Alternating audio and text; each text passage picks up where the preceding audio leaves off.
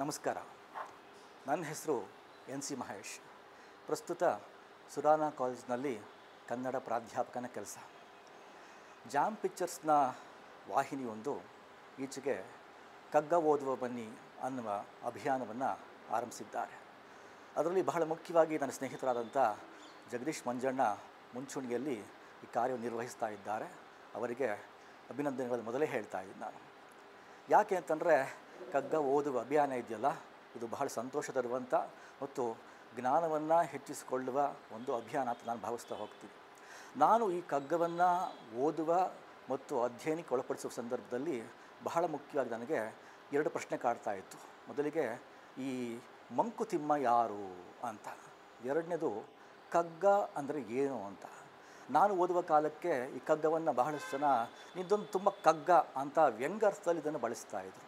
ಹಾಗಾದರೆ ಈ ಮಂಕುತಿಮ್ಮ ಯಾರು ಅಂತ ಯೋಚನೆ ಮಾಡ್ತಾ ಇದ್ದಾಗ ಮತ್ತು ಡಿ ವಿ ಜಿಯವರ ಅನೇಕ ಕಗ್ಗಗಳನ್ನು ಅಭ್ಯಾಸ ಮಾಡ್ತಾ ಇದ್ದಾಗ ಅದು ಡಿ ವಿ ಜಿಯವರೇನಾದರೂ ಪ್ರವಚನ ಕೊಡ್ತಾ ಇದ್ದಾರಾ, ಹೀಗಿರಿ ಹಾಗಿರಿ ಪ್ರಶ್ನೆ ಕೇಳ್ಕೊತಾ ಇದ್ದಾರಾ ಅಂತಂದಾಗ ಅದು ಅಲ್ಲ. ಅದು ಡಿ ವಿ ಜಿಯವರು ತಮ್ಮನ್ನೇ ತಾವು ಮಂಕುತಿಮ್ಮ ಅಂತ ಕರೆದುಕೊಳ್ತಾ ಆತ್ಮಗತವಾಗಿ ಇದನ್ನು ಹೇಳಿಕೊಳ್ತಾ ಇದ್ದಾರೇನೋ, ಪ್ರಶ್ನೆ ಮಾಡ್ಕೊಳ್ತಾ ಇದ್ದಾರೇನೋ ಅಂತ ನನಗೆ ಬಹಳ ಸಲ ಅಂತ ಅನಿಸ್ತಾ ಇತ್ತು. ಈ ಎಲ್ಲ ಹಿನ್ನೆಲೆಯಲ್ಲಿ ನಾನಿವತ್ತು ಒಂದು ಕಗ್ಗವನ್ನು ನಿಮ್ಮ ಮುಂದೆ ಪ್ರಸ್ತುತಿಪಡಿಸ್ತಾ ಹೋಗ್ತೀನಿ. ನನಗೆ ತುಂಬ ಇಷ್ಟವಾಗಿರುವ, ಎಲ್ಲ ಕಾಲಕ್ಕೂ ಬಹಳ ಪ್ರಸ್ತುತ ಅಂತ ಅನಿಸುವ ಕಗ್ಗ ಅಂತ ಯಾವುದಪ್ಪ ಅಂತಂದರೆ ಈ ಕಗ್ಗ ಹೀಗಿದೆ.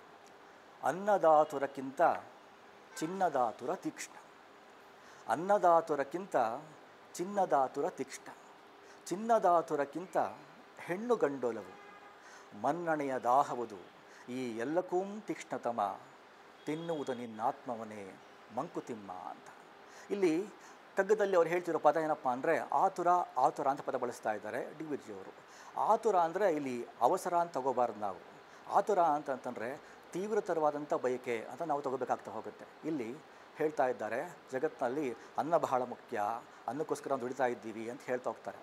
ಆದರೆ ಇಲ್ಲಿ ಅನ್ನದ ತೀವ್ರವಾದ ಬಯಕೆಗಿಂತ ಹೆಚ್ಚಾದ ಜಗತ್ತಿನಲ್ಲಿ ಯಾವುದು ಅಂತಂತಂದರೆ ಅದು ಹೆಣ್ಣು ಗಂಡೋಲವು. ಅನ್ನದಾತುರಕ್ಕಿಂತ ಅವ್ರು ಹೇಳ್ತಾರೆ ಚಿನ್ನದಾತುರ ತೀಕ್ಷ್ಣ, ಅಂದರೆ ಚಿನ್ನದ ಬಗ್ಗೆ, ಒಡವೆಗಳ ಬಗ್ಗೆ ಹೆಚ್ಚು ಬಯಕೆ ಇದೆ ಅಂತ.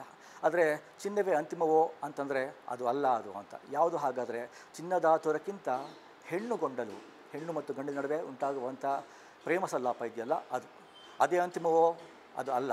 ಹಾಗಾದರೆ ಮತ್ತೇನು ಹಾಗಾದರೆ ಚಿನ್ನದಾತುರಕ್ಕಿಂತ ಹೆಣ್ಣು ಗಂಡಲು, ಮನ್ನಣೆಯ ದಾಹವುದು ಈ ಎಲ್ಲಕ್ಕೂ ತೀಕ್ಷ್ಣತಮ, ತಿನ್ನುವುದು ನಿನ್ನಾತ್ಮವನೇ ಮಂಕುತಿಮ್ಮ.